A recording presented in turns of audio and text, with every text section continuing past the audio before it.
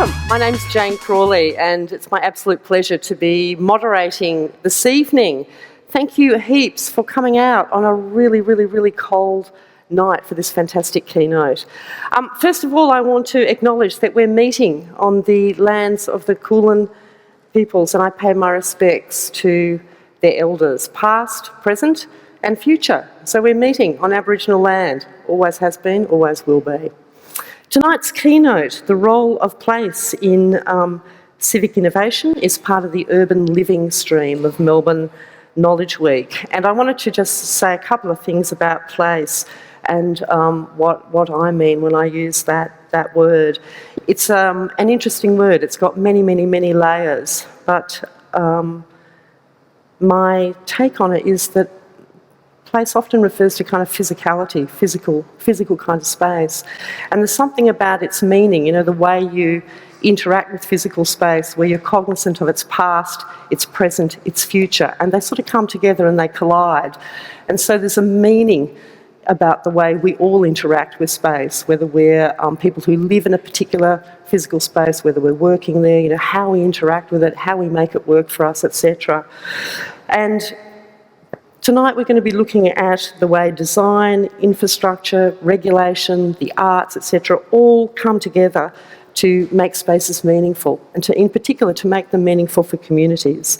And I think that's always critical, a topic, no matter how much we think we might know about placemaking, particularly given our national and I would say our kind of global obsession with hard infrastructure and development. To introduce our wonderful keynote speaker, welcome to Jason Schupbach. Jason's particular passion is supporting or enabling the role of design and the arts in making great communities. In particular, the role of designers and artists in community revitalisation. Jason has recently been the Director of Design and Creative Placemaking Programs for the National Endowment of the Arts, where he oversaw design and creative placemaking, grant making and partnerships. But I also have to let you know that Jason's about to leave the NEA and he's about to move to what I think sounds like a fantastic new role with the Arizona State University, where he will be taking up the role of Director of the Design School at the university's Herberger Institute of Design and the Arts. So congratulations on your new role, Jason. I don't think I'm going to keep on introducing you because I know you're going to be talking a lot about your experience over the past few years. So without further ado, let me introduce Jason to you.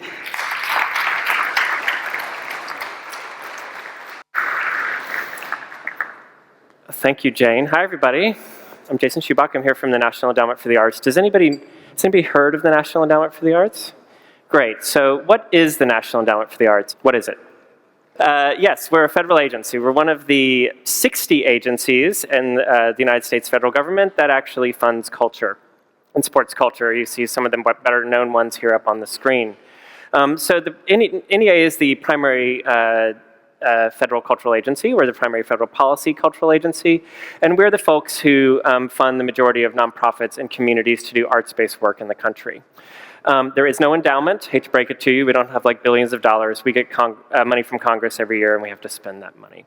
So we fund things you might typically expect, like interesting, innovative dance performances, like amazing pieces of public art. Does anybody know this piece? This was Kara Walker's piece called The Marvelous Sugar Baby. And this was a commentary on the racist history of sugar. That is a 4-story tall Mammy Sugar Sphinx inside the Domino Sugar Factory in New York City. Cool project. We funded the original beginning of the theater production of Hamilton. We fund memorials, like this is the Oklahoma bombing memorial in Oklahoma City. And we do some more innovative projects. So we are funding the design of the Plus Pool, which will be a pool that will naturally filter the water of the East River in New York City and allow people to swim directly in the river. It's currently too polluted to do that. We also fund interesting projects with prisons. This is some designers working with female prisoners to create a new bus that will create resources for them right when they come out of, when a prisoner leaves prison, they're sort of like given, $20 and good luck, and so this will a bus that will actually meet prisoners when they exit prison and give them resources. And we fund things like DREV, Design Revolution, which is an interesting organization out of California that works internationally to design products to help people. One of the number one problems in India is that people lose their legs to car accidents, and we are funding the design of a new knee for prosthetic legs. So those are, sort of the wide diversity of things that we fund at the agency, but that's not what I'm here to talk to you about tonight. Let's get to the real story, and that's the story of us. It's really the story of all of us and what happened to us in the United States since 2008. So it's the story of nonprofits, businesses, and governments coming together to make better communities across the United States. It's a story of mayors, teachers, farmers, preachers, and transportation engineers engaging in the arts to make better communities. So what happened in 2008? Does anybody remember 2008? That was a fun time. What happened? Obama getting elected did happen, but that was not one of the bad things. What was the bad thing that happened in 2008? Right, remember when a bunch of nitwits at banks brought down the world economy? So that was awesome. So what was the primary cause? And I don't know if you guys had a similar problem here in Australia, but what was the primary cause in America that caused this to happen? Subprime lending, right, housing. So what happened in America, this was a very different recession than we had had in the past. And what actually happened is that in previous recessions, people would be able to kind of move from where the jobs weren't happening anymore to where they were. So people would leave Detroit, I love Detroit, no offense Detroit, and move to Atlanta because that's where a job was.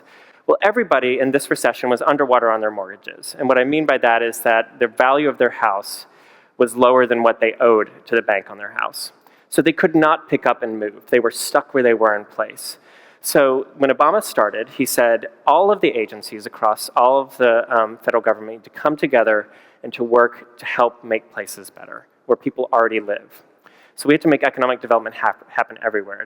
We have to take places where stuff isn't happening and really try to enliven it.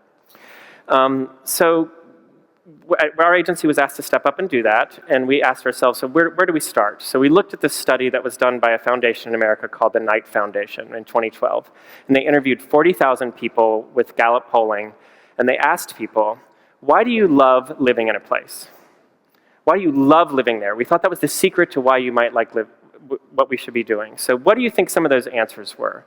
What do you think the top 3 reasons were that somebody loves living in a place? Call them out. What? Community, what else? Identity, what else? Amenities, right? What else? Jobs, environment, what? Connections? Memory. We've got a poet in the front row here. What else? This is a setup, art, yes. What else? Why do you love living somewhere? The places, right, okay. Well, in America, the answers I usually get are these things, which are jobs, transit, safety, the environment, schools, businesses, right? So none of those were in the top 3, right? Which you guys didn't get any of them, so. So every conversation I go in, this is what I hear usually in America. But the number 1 reason why people love living somewhere is social offerings. Number 2, openness, feeling accepted. Feeling like you have connections. I think that was the first thing someone said was connections, so A+ for Australia. And then an A is a good grade. Sorry, I'm not sure what your grades are here. And then number 3, and this blew us away in the arts, was aesthetics, the beauty of a place. Who would think that that would be one of the top reasons why people love living somewhere? So that said to us that the arts are important, but in most community development conversations in America, it's all we care about are these things, Everybody talks about jobs, transit, all economic development and community development we talk about, and the arts are always like, oh, isn't that our nice little arts project over there? So what we're trying to do at our agency is really bring the arts in line with these other community development tools, right? That if you're gonna have a conversation about making a great place, the arts need to be at that table.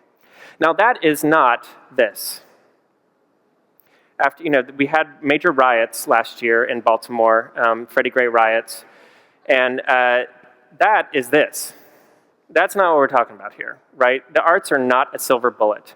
There is no such thing as a silver bullet. If anybody in a city planning or a community development conversation tells you they have the solution to make your community better, don't believe them, that's false. So you really need is silver buckshot, right? You need a number of different kind of tools.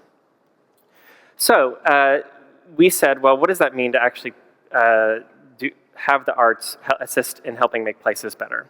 So the first thing we did, because we were federal government, was make up a new term, creative placemaking. Who doesn't love a made-up federal term? Raise your hand. So what is creative placemaking? At the most simple level, it is how the arts fit at the community development table. So these are my only two busy slides where I'm going to get into a little bit more detail about what we mean by creative placemaking. So what can the arts actually do for a community? Well, it can strengthen economic development. I think that's a very well understood thing here. And I just had to, let me just pause for a second. I lived here in 1994. I went to Melbourne Uni. And the drastic changes that you've made in your community here, it's so amazing to be back. I feel like I'm just preaching to the choir on this stuff because you guys are so good at this. You're really, really killing it on doing this work well. So strengthening economic development, that is one way. I think it's the most well-known way that people think about the arts really helping in a community. You know, a theater opens and it causes people to spend money at restaurants nearby. The arts can really, and I want to put this point home, really help with civic engagement. We do have a little bit of a coarse discourse in America right now. You might have noticed the last year was a little tough for us. You're allowed to laugh at that. We've found that arts-based activities have really created ways for people to come together and to talk in a way where we're just not yelling at each other.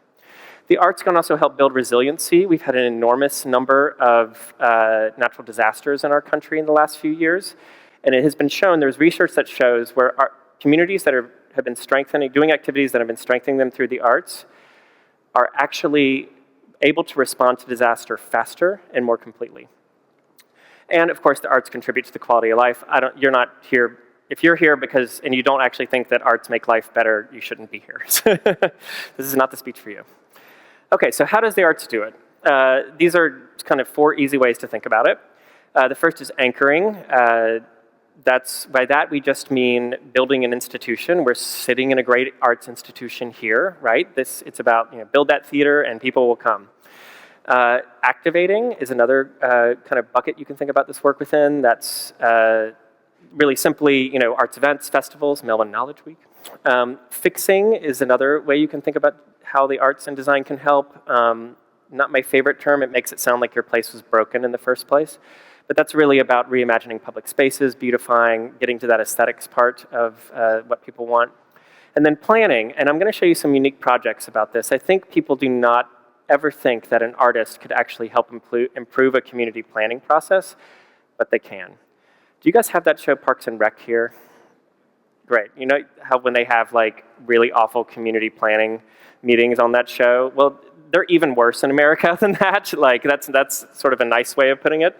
So we are trying to encourage people to think about it, working with artists more. So how did we pursue this work? Well, we first started by kind of wanting to spend the NEA's money on that, and I'm going to go through and show you a bunch of projects on what we've been spending our money on. But we also wanted to do the work through partnerships. So we are working with 18 different federal agencies that are all working together on improving communities. You might recognize some of these agency names, the Environmental Protection Agency, our Department of Transportation. They have welcomed artists and designers working with them in all of their work. And we also got 16 national agencies, 16 national foundations, to come together and to create a new 10-year initiative called Art Place America. Google it, it's really amazing. It's a $400 million initiative over 10 years that will spend money on creative placemaking. So let's talk a little bit about the NEA's money, and I want to show you guys some cool examples. We created a program called Our Town, which funds to fund creative placemaking. It is named after the famous play because our chairman at the time was a theater producer. And what we required in this program that was a little different from our agency was that an arts organization had to work with a local government in the United States to get a grant. So we weren't sure that was going to work, and when we released these guidelines, we had a bunch of city mayor's offices and and county offices calling us and saying, why are all these arts organizations calling us saying they want to work with us? And we were like, because they're your constituents, work with them. And then we had all these arts organizations calling and saying, I've never even spoken to my mayor's office. I don't even know how to do this. And we were like, well, you should, because they're an important constituent for you too. So we were kind of amazed at the response we got to this grant program. We've given 400 grants across the United States now. So we have grants to the Eskimo village, the native village of Mary's Igloo on the Bering Strait there in Alaska. We have grants, many grants in LA and New York, all four corners of the nation. The smallest town that we gave a grant to is Last Chance, Colorado, a town of 12 people in Colorado.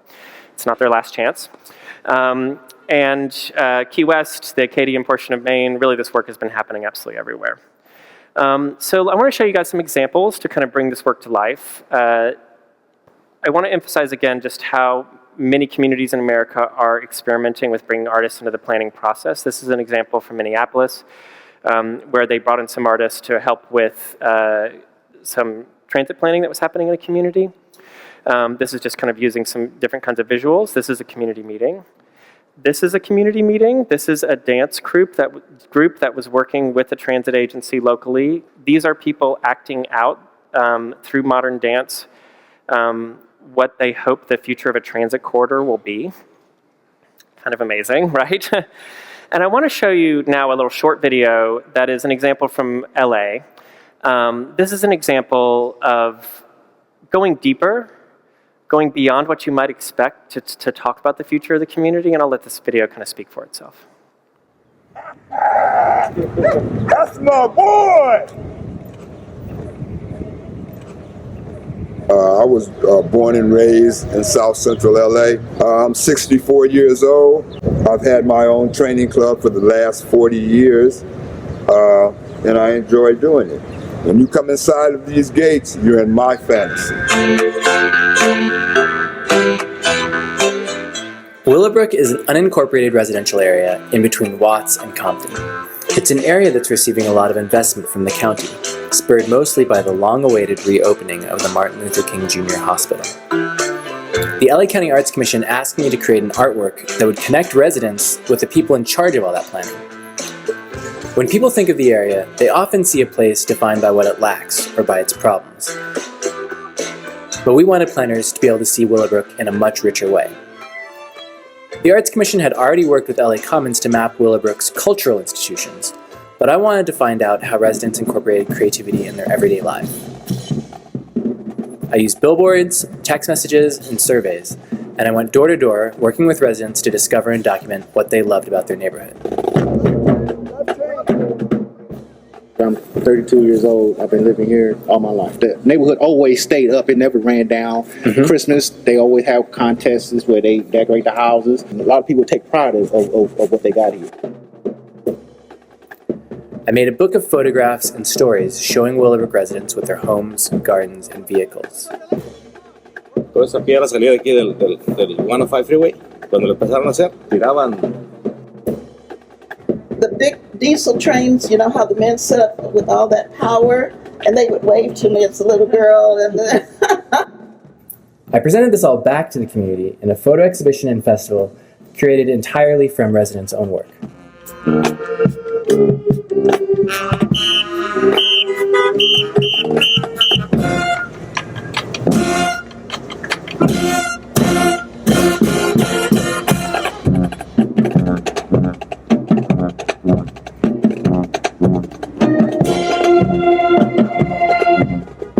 An event like this is meaningful and important because it brings the community together.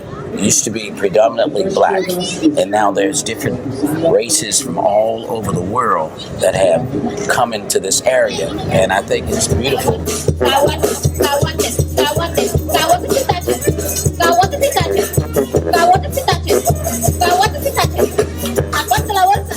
In this area of the community, it has a bad reputation. We need to see this kind of stuff on the news. You know, let's see the good stuff on the news.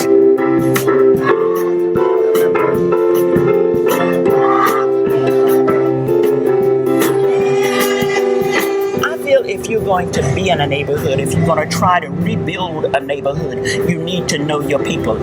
And once we find out that regardless of what you might think and how you might feel, we all are human beings.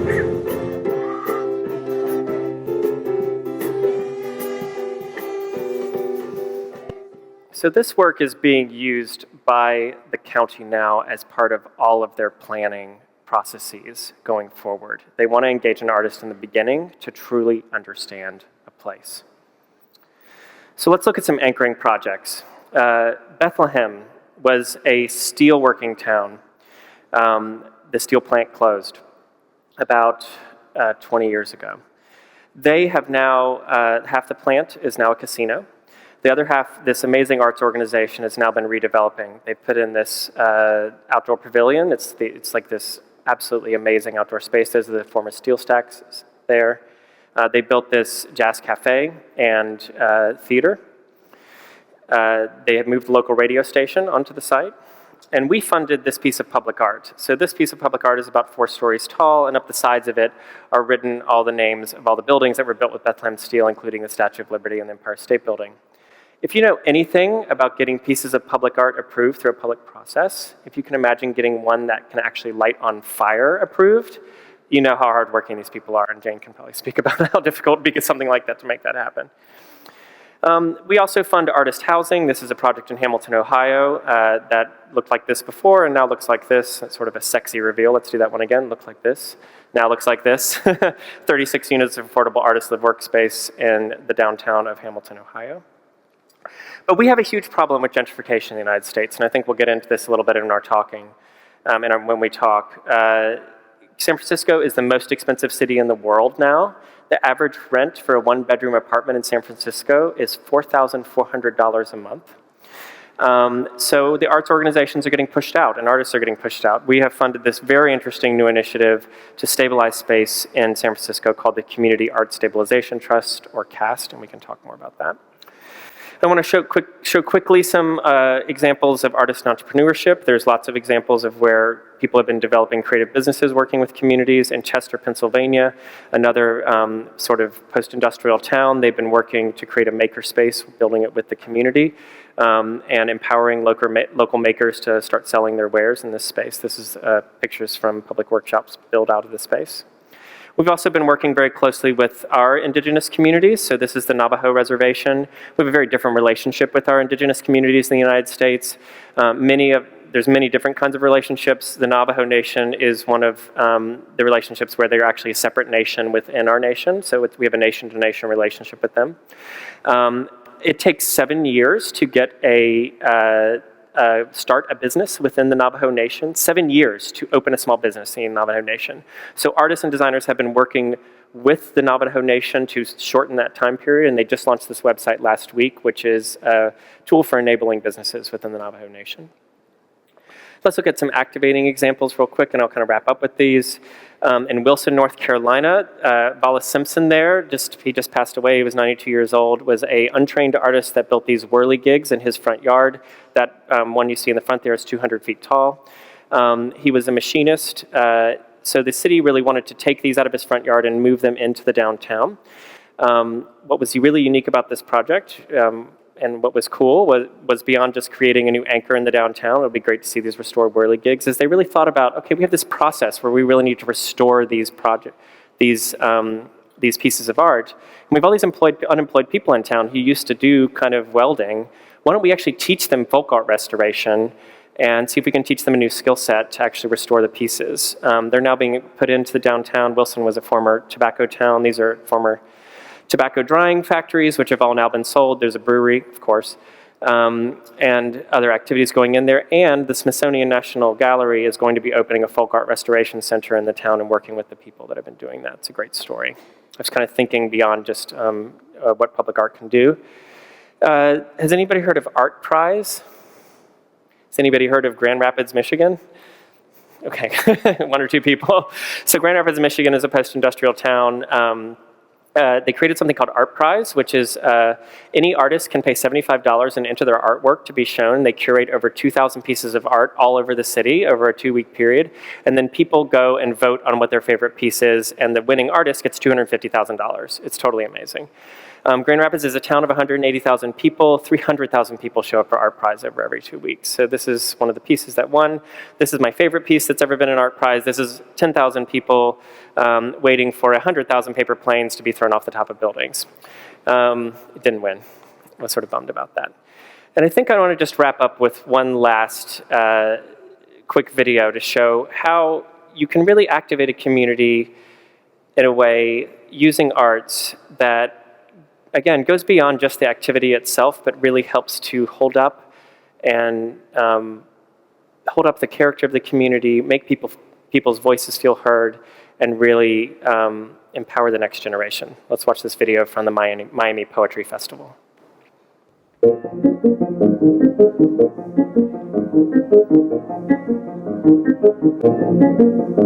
My poem is called I Am From a Great Place. I am from a place where some days it can be cold. It can be cold that you feel like you're in the North Pole. I am from a place where it can be hot. It is so hot you feel like you're on fire. I am from a place where it does not snow. My name is Taiwan Williams, and the grade I am is 4th grade. My name is Naimah Marshall, and the school I go to is Orchard Villa. I'm in 3rd grade. I consider myself as a poet. I wrote a poem. They painted it on a rooftop, and now when people fly in the air, they can see my poem.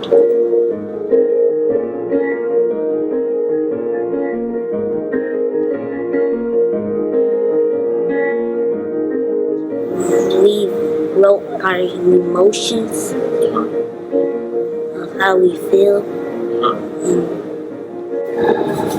10 people chose it to paint in parking lots and rooftops so people in airplanes can see them. When I look at a cloud, I feel like I am one. Sorry, those kids make me cry every time. They're so adorable. So I just want to, before I wrap up, want to acknowledge that Knowledge Week, and that we are working on trying to spread this knowledge. We just published a book called How to Do Creative Placemaking, which you can download for free at www.arts.gov. And again, this is about us. This is about all of us. This is about how we're going to build our communities together. This is about the power of the arts to help us do that. I think that's been proven very deeply over the last 7 years in the United States, and I'm really happy to be here to continue to talk with you guys about it. So thanks so much, everybody. Thanks for listening. I don't know where to begin. There's too bloody much to talk about. Let's talk about how cute those kids are. Yeah, I found that one particularly moving. I mean, I think other people might disagree, but I guess I've worked a long time in the arts and in local government, different sort of tiers of government, and I think it's kind of true to say that here I'll talk about Melbourne, in a Melbourne context, the methodologies that you're talking about are familiar. Mm-hmm. Yeah. The grant giving, the sort of funding intervention, less so, and I'd like to talk a little bit about that. But one thing that has always sort of struck me about it from my own kind of experience with it is that the discrete project itself can look amazing. You know, the engagement process, the way the community members work with the planners, the way the bureaucracy sort of comes in and it feels really good, and the process sort of feels fantastic. And sometimes what comes out of it can be really quite amazing or impressive. But then it sort of stops, and each project is a re-beginning again. The whole cycle happens again. Mm. And I guess so it feels like this perpetual journey that you're on, again and again and again, to sort of, make this message. So I would be interested to hear you talk about the kind of strategies that the NAE used and that you used to intervene long term, to really shift the paradigm, shift the culture, so that when the project is finished and the artist is not being commissioned to do that kind of work, or the planning, the intense planning period is finished, how do you keep that change going so that the community has that sort of sense of agency and that sort of openness on the part of the local bureaucracy stays there? Well, I hate to break it to you. If you care about good planning and city design, it's a hamster wheel you never get to get off of. Yes, it is exhausting. Because every time you think you've done something good, then a new mayor gets elected, or someone, the good person who's doing the work, moves to another position, and you have to start all over again. You're right. We are very careful when we give our grants to make sure that there's, beyond the life of the grant, there's an environment where we hope the good implementation will happen. I'd say we bat probably 75% of the time that good implementation continues to happen in the communities. 25% life happens. That's the hardest question, period, in all of community development planning, is how do you keep the good innovation going? We have a couple special efforts that we're doing around that. That's really what we see as phase 2 of our work. The first phase was really building the partnerships, getting the money out there, understanding who the smart people were. So I always talk about, like, in good community planning and design, there's sort of 3 sets of people. There's the, like, innovative, there's the yous, the innovative, interesting people, all of you who get it, are going to get it, are going to do good work, they need funding, they need good support. There's the kind of, like, you know, they don't really care, but they could be convinced kind of people, and those are the people you really need to do for the long-term work. And then there's the never going to pay attention and are not worth your time people. We feel like we've had a lot of success with these folks.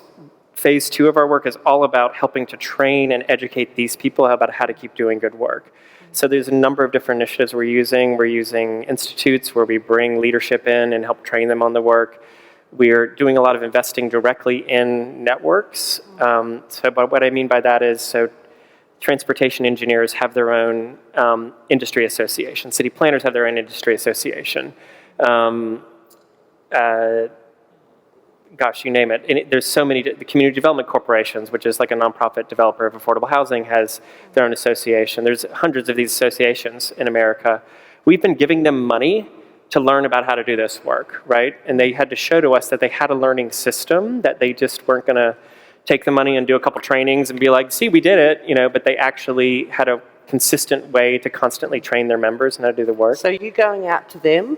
Are you pinpointing where you want to go and going out to them proactively, or are you waiting? We've been very proactive in getting into their lives. We're all up in their business, and then giving them money once we sort of convince them with something worth doing, to actually kind of build it into their system of learning.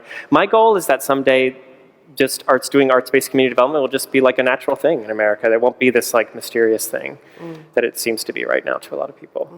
But that's really hard. I mean, that's a public health. So, like, we sort of always use the reference of the public health industry in America. It was built over 100 years, right? We're in year 7 of building out arts and community development. I'm hoping it won't take 100 years.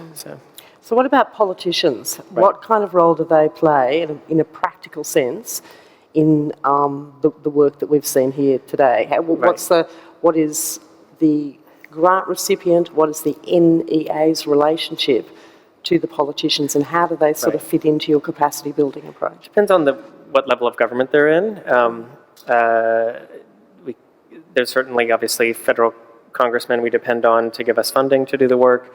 The local mayors, so we have lots of different kinds of local government. There's counties, there's tribes, there's boroughs, there's parishes, there's cities, towns, and they all have different kinds of leadership. So we have lots of different initiatives we try to work with to try to train all of those folks and have them on board. Many of our mayors were like a pizza parlor owner beforehand. No offense, I love pizza. And just like know nothing about city planning and design. So we actually try to bring them into these institutes we run and try to give them 101s about, because they're making so many important decisions about the future of their city. And those are really long-standing programs that we've been running for almost 30 years at the agency. How does the federal government, your federal government, sort of fit into this frame of reference? How are they? Well, the federal government kind of, is very dispersed. There's a lot of the way that we fund place-based work in the United States is across many different agencies. We've tried to become more centralized and organized over the past few years to at least know what we're, like, oh, you're giving a grant there? Yeah, we're giving a grant there too. Maybe our folks should actually talk to each other. It wasn't even like, that wasn't even happening a little while ago. And so it's really complex, but we're also quite hands-off. People, we don't, quite often we don't tell localities what to do. They apply to us for funding. Much of those relationships are changing right now under the new president, and so we don't really quite know where it's all going. Yeah. The other thing I wanted to ask you to talk a little bit before I go to our audience and ask for questions, the role of the artist in all of this. It's an incredibly challenging and hard context within which to work.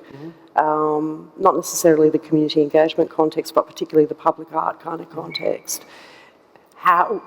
What's the sort of role of the organisation in relation to soliciting artists, capacity building for artists, and all of that sort of stuff? Well, that's a really good question. It's kind of funny because when we started doing this work, we didn't realize people were going to take it up so quickly from the community development side. Like, we'd go to these transportation organizations or environmental organizations, and they were like, "Oh my God, we want to do this," and we were like, "Oh, cool, great, yes," and they just. So we all of a sudden had all of this buy-in, and we got all these foundations start giving out all this money, and then 2 years later we were like, we haven't really talked about how we're going to train all the artists to do this work. So that's something we're going back and doing now, is really working on how do we make sure that the artists that do want to do this work are actually getting the proper education to be able to do the work, because it isn't something that a lot of art schools are teaching right now necessarily. No. They don't get the kind of social planning skills, the anthropology skills, the different things. How many artists are in the crowd? Are there any artists here? Oh, good, yay. Not many. Welcome. Same thing for designers. I mean, I'm really interested in my new gig to go and get into a design school and talk about, like, what are you actually learning about how to work with the people in the place beyond just designing the object. And so we have some work to do in education in America on that. There's a certain set of artists that are doing it quite well. There's some really amazing organizations like A Blade of Grass out of New York City, which is training and supporting social practice artists. If you don't know them, they're totally rad. But we have a really long ways to go on that in America. I think the other thing too that I would say happens here is a complaint from sections of the arts community that artists engaged in very community-heavy type of processes, working with planners, that at the end of that complex process, what results is not necessarily particularly interesting. Or in other words, there is often the charge laid that the art resulting from it is somehow questionable. Right. We get that a little bit. I mean, we try to say that for some artists, the process is just as important as the product, or maybe more important than the product. It depends on what the purpose of the project is, right? Like, if the purpose of the project is to produce a really amazing piece of permanent public art, we want to make sure there's an artist that has the capacity to do that. If the purpose of the project is like what Roston Wu did in Willowbrook, was to really kind of use a bunch of arts and design techniques to kind of uncap the personal creativity of the community, that like food truck festival that they had at the end of that video was a fantastic outcome to us, even though someone from the outside might look and go, that artwork wasn't like the greatest thing of all time. To us, that was exactly what needed to happen for that project. So. You touched a little bit on gentrification and some of the housing stuff that you're doing. Yeah. Can you talk a little bit about that? It's a massive issue in pretty much every city on earth. And I think one of the things, when you look at the clips that you showed, there's something about the diversity of communities and the capacity to have people who are working in the arts and the creative industries to actually be able to afford to live and work and be in these places. It's a huge problem in the United States right now. We've had a huge... Did you guys hear about the ghost ship fire that was in Oakland? So there was an enormous fire in an artist space that killed a bunch of people. It sort of had a bunch of illegal things about it. Right after that, on Reddit and 4chan, all these total trolls started reporting other artist spaces in other cities and getting them shut down across the country. It was really horrible. And so a couple things. In the top 25 cities in the United States, there is an explosion of economic growth. everyone else is somewhat being left behind in the United States. And we have lots of other cities where there is opportunity for, that aren't as expensive for artists to be in. We call it like strong market cities versus weak market cities. In our strong market cities, I'll talk about that in a second. So in our weak market cities, they are quite interested in welcoming artists in space. There's other questions about the infrastructure for artists. What's a weak market city? I'm so sorry. Give me. Well, that just means that they are not as strong economically, Okay. right? So a poorer city. A poorer city, they don't have as many jobs. Yeah. So there's a big interest in welcoming artists to those communities. There's questions there about whether or not an artist can build a life in those communities, because are there the other systems they need? In our bigger, stronger cities, gentrification is an enormous issue. I don't love the word gentrification because I think it doesn't really represent what people are actually concerned about. What they're actually concerned about is displacement. Displacement of people from their neighborhood and displacement of businesses. Those are two separate things, and you need different techniques to deal with that. So you need a housing strategy and you need a commercial business strategy. There's lots of different ways we're looking at trying to address that, but we are just like pecking against the tide. I mean, there's like this wave of development coming at us. We have huge amounts of Chinese and Russian investment in our cities, buying up property. We got a problem. And it is a total falsehood, though, that artists are the people causing gentrification. We've done some major research on that, and it's shown that that's not actually that they move in and turn it trendy, and then that's that whole like Soho effect thing is total BS. So when you look at what actually happens in the communities, I mean, especially since most artists are actually need affordable housing too. The majority of the artists we work with are not, Beyonce. I'd love to work with Beyonce. Do you know her? Yeah. Okay. I'm going to open up for questions. I just had a question about how you've been able to evaluate, if you like, how working with artists has or hasn't shifted the culture of planning. That's a great question. Everyone's favorite topic is evaluation. Do you want me to bore you with federal policy evaluation? There are techniques you can use to do that. We have been working, so evaluating any kind of community change is quite a difficult thing to do that every funder and federal agency in the United States is struggling with, because there are just so many different factors that you have to look at in the complex issue of a city. We are right now working with evaluators to help us come with a plan to actually be able to evaluate our Art-Tone grants that are doing those, exactly what you're asking about. So I don't have an exact answer about how we're going to do that yet, because we haven't put the mechanisms in place.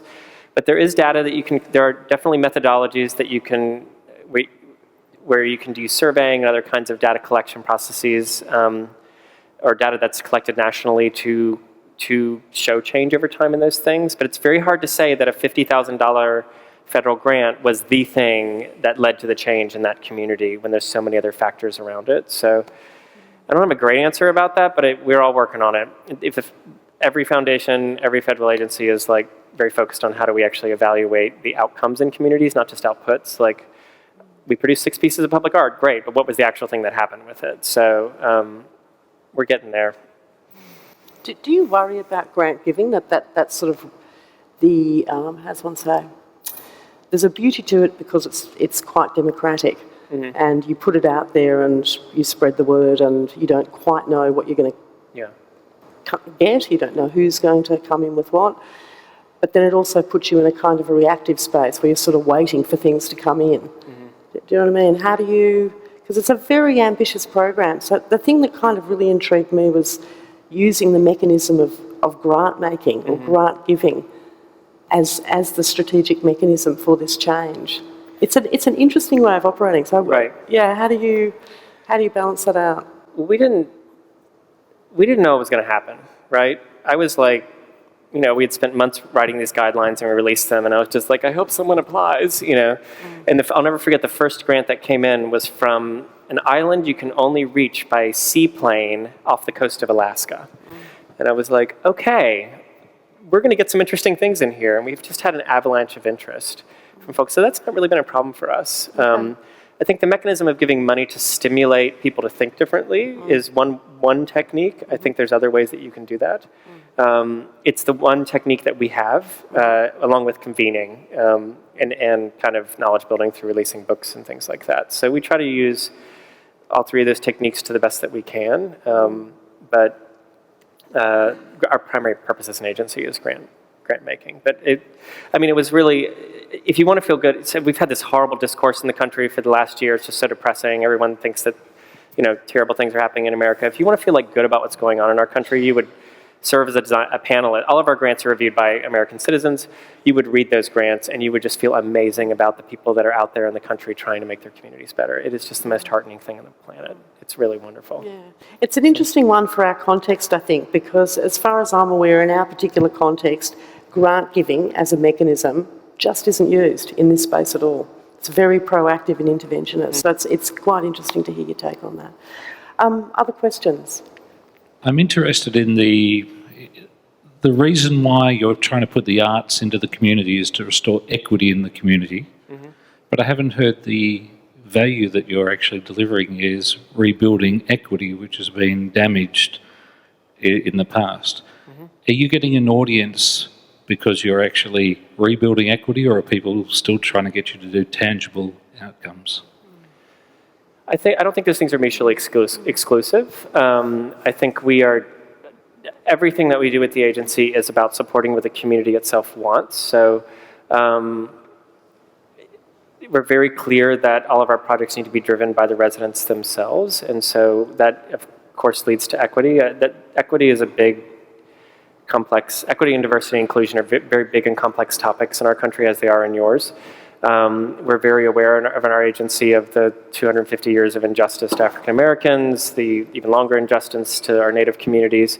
We're all working really hard to fix that, and we're hoping that the arts can help with some of those issues in some ways. Most of our projects do try to address some of those issues in a serious way, but not every single one of them do. And it's really, really hard, is what I'll say. I mean, we have some very hard work to do in our country around that, and I think the last year has shown that we have a really long ways to go with it. So, in a follow-up to that, then, in a city like New York, where you've got Mayor de Blasio, who's trying to build access and equity, which I'd say is one of those, say, high-functioning markets, how do your programs work in somewhere like New York compared to places that are those low-performing markets? They work just fine in both places. It just is different kind of work. So it depends on what the goal of the community is. So in New York, the most recent project we funded was they wanted to really focus on space and also providing arts to seniors. So what the project was is that they actually gave artists free working space in homes for seniors, and the artists also had to provide free art classes to the seniors. So it kind of solved two problems at once. Which was a really beautiful project. New York City, actually, their own individual cultural agency has 4 times the amount of money than our agency has for the entire country. So they don't really need our money that much. So we do try to make sure that we spread the money across the rest of the country. And we really admire what they do there and copy a lot of what they do there at our agency.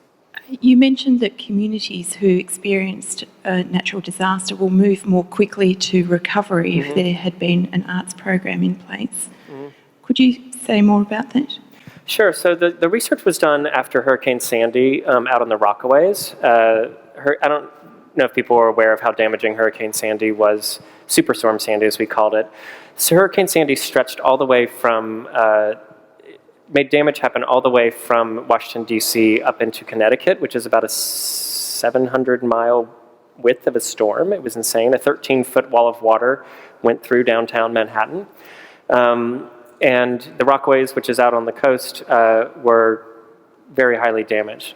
The Rockaways had been going through a series of community planning processes, working with artists to do something called participatory budgeting. Has anybody heard of the term participatory budgeting? It's when what? It's big here. Yeah. Cool. Okay. Local See, you guys are so good at this stuff. You don't need me. No. I'm just gonna walk off stage. No. so they had been working with artists and going through this participatory budgeting process and also doing a bunch of other kind of community building activities with artists. It was things like community dances, building pieces of public art together as a community. This had all been happening sort of right before the storm, and so they compared the community within the Rockaways. One community was doing it and one wasn't. And the one that was where it did happen, right after the storm, everybody was immediately talking to each other, immediately helping each other out.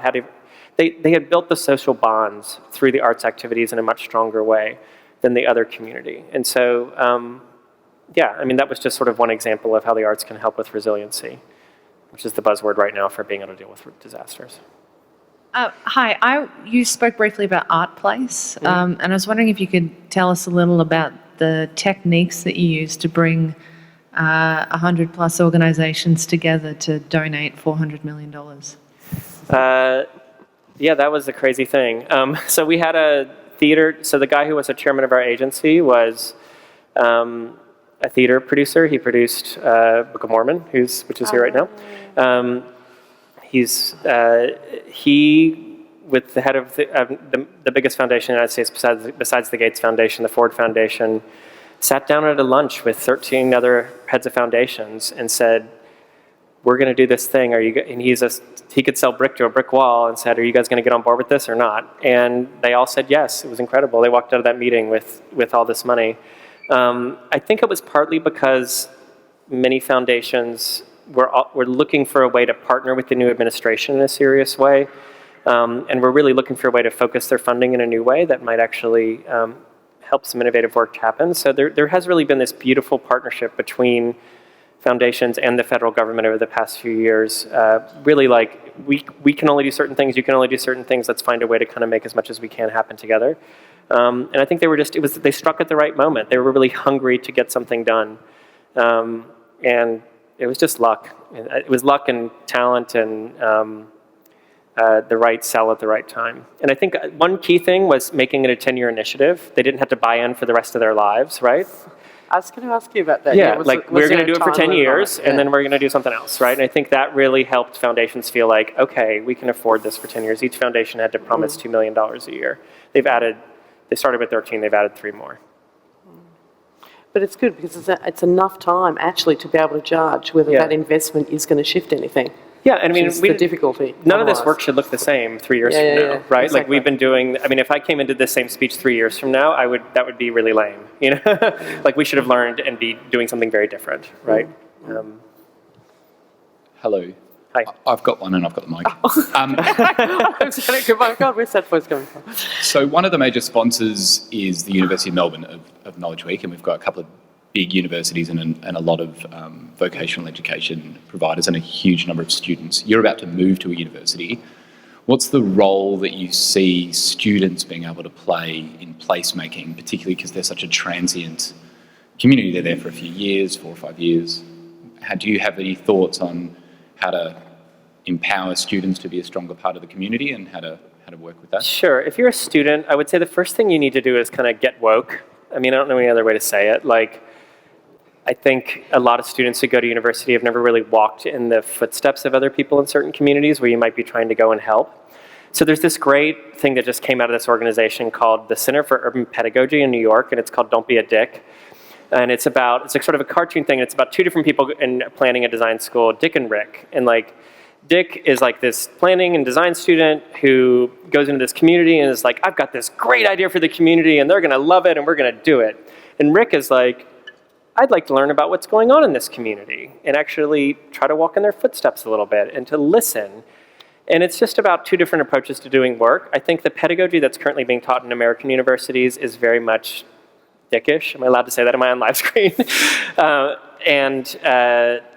Not Rickish. And we're really trying, I think the key thing is to help students understand that you may have a brilliant idea for community and we're not trying to suppress your creativity in any way, but you really got to understand the social, cultural, and physical history of a place before you just step in with an idea. So I bristle a little bit when grants come in and it's like, we're going to take our students and we're going to do a studio in this poor neighborhood in East St. Louis and we're just going to solve all their problems. And it's like, oh my God, that's going to be a total disaster.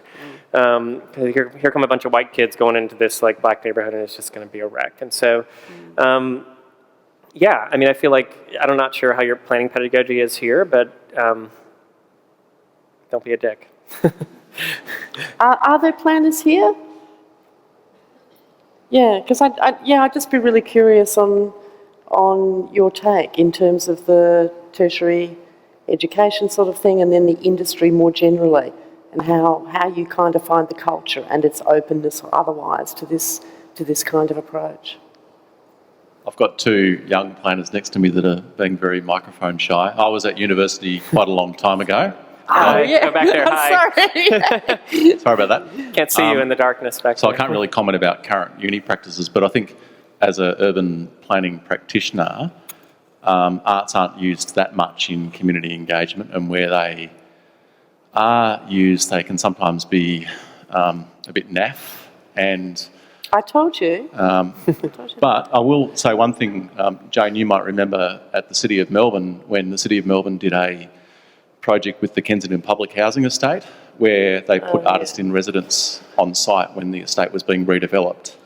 And as a resident near that estate, that was nothing to do with urban planning, but it had a very profound effect in terms of the ability of those residents to deal with the process of being decanted from that site and the whole site going through major urban renewal.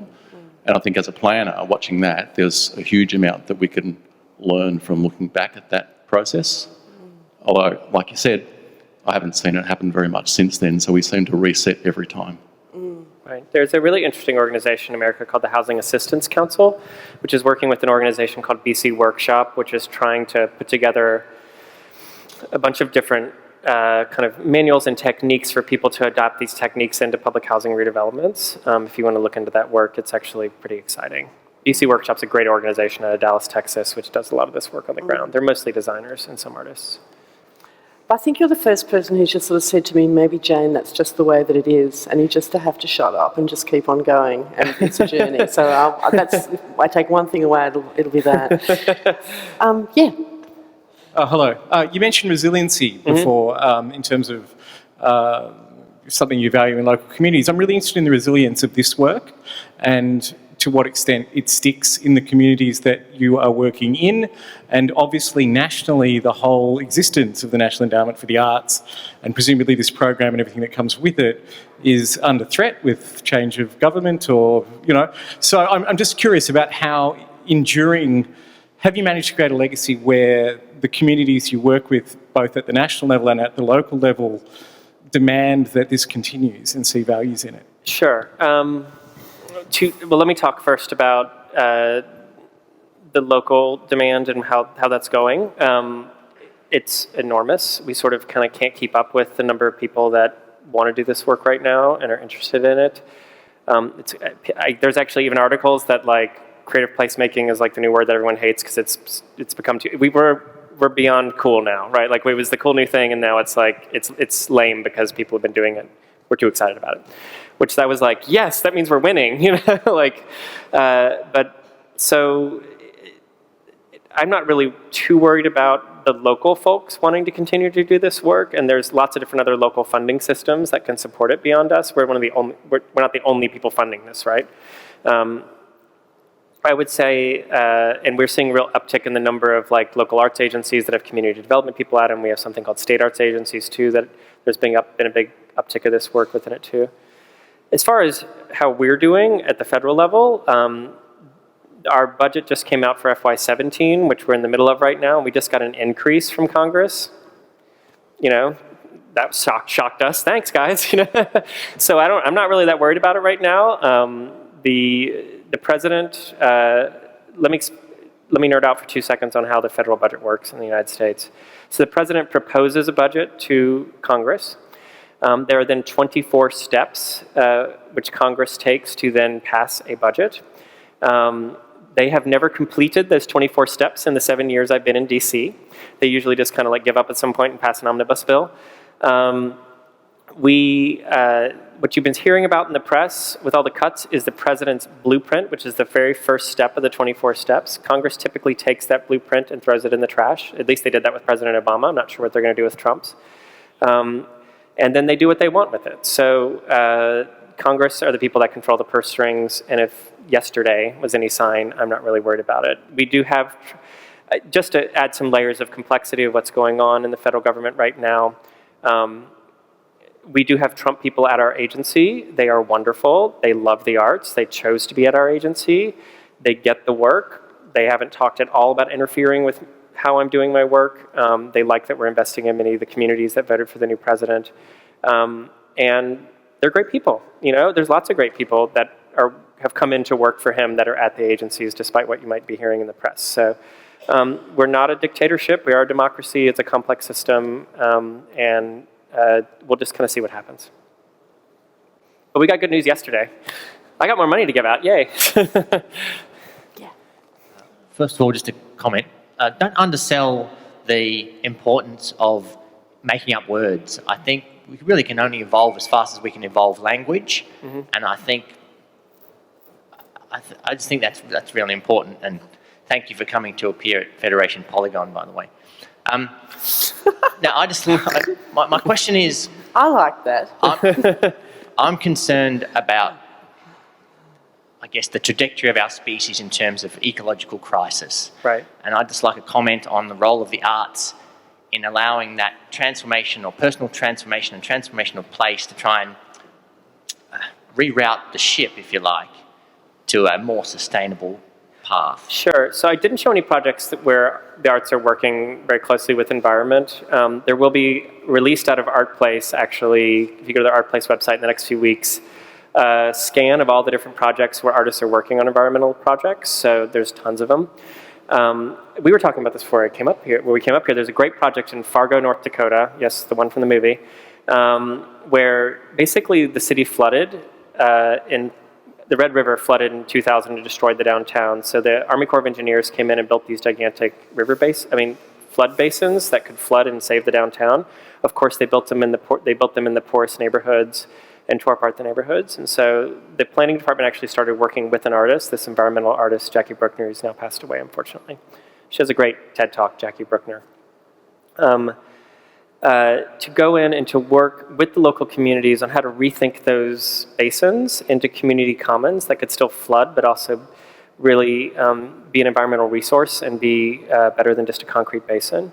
And so that has actually caused the entire planning office to rethink the way that they're doing planning and all their environmental work. They're going to start working with artists now in Fargo, North Dakota. So there really is incredible stuff happening out there around that right now.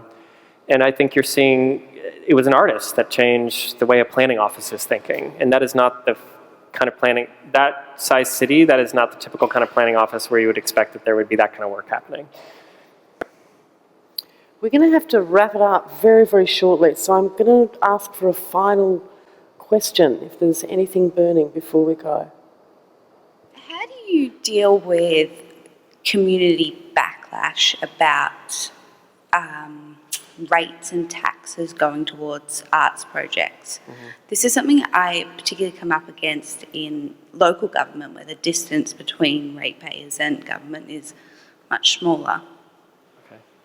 What's a ratepayer? I don't know what that means. Okay, so it's a system government. here where every landowner and business in a municipality must pay a certain amount of money to their local council. Oh, it's a property tax. Yeah, Okay, property tax. For the services that you get, the cleaning, Okay, the rubbish, whatever, There's lots of arguments that people make about why you should fund the arts. There's an organization in America called Americans for the Arts that puts forward lots of different economic arguments. There's the economic argument. There's the argument for it's part of who we are as human beings and part of our souls. Like what makes us different from animals is creativity. That's sort of the arts for art's sake argument. There's all the argument about improving community that I've just made. So there's different arguments that you can use. But the thing that bugs me about that conversation is it treats people, I find it classist, and I find it that it treats people like they don't have their own kind of practicing creativity. Like you might sing in church, you might be a maker in your backyard, but you're not an artist, right? So there's this sort of snobbery in the arts that only the professionalized arts are the people that are creative and kind of need our support. And we're just trying to completely break that down in the United States and say everybody's own personal creativity is the thing we care about. And that's the thing that's going to make our communities better. That's the thing that's of value to the United States. That's the thing that's of value to our businesses, to our scientists, to our communities. And that's the thing that we really care about. So we're trying to kind of break that. We find that argument very classist. And I think that's what I would say back to people is like, well, do you sing in church? You know, do you do anything creative in your life? Well, then you do the arts. So like, why would you not want that in your life? So kind of. The other thing I like to say is a professional artist is actually a job, right? We actually have we finally worked with the Bureau of Economic Analysis in America. They are the people, the economic nerds. They're so nerdy over there. Oh my God, I love it over there. They're just like amazing. And they were actually measuring the impact of the cultural industries in the United States. It's $746 billion. It's actually bigger than agriculture. It's bigger than manufacturing. And it's actually an export industry. We are actually exporting our culture. Yeah, don't you love all of our movies and TV? So that was a shocker to everybody. It's actually 5% of our national GDP, which is a big deal. So that's the economic argument. And they vote. And at the end of the day, you've just got to get the punters out. Bottom line. Okay. We will need to stop there. Thank you so much. Thank you, guys. I'm really glad to be back.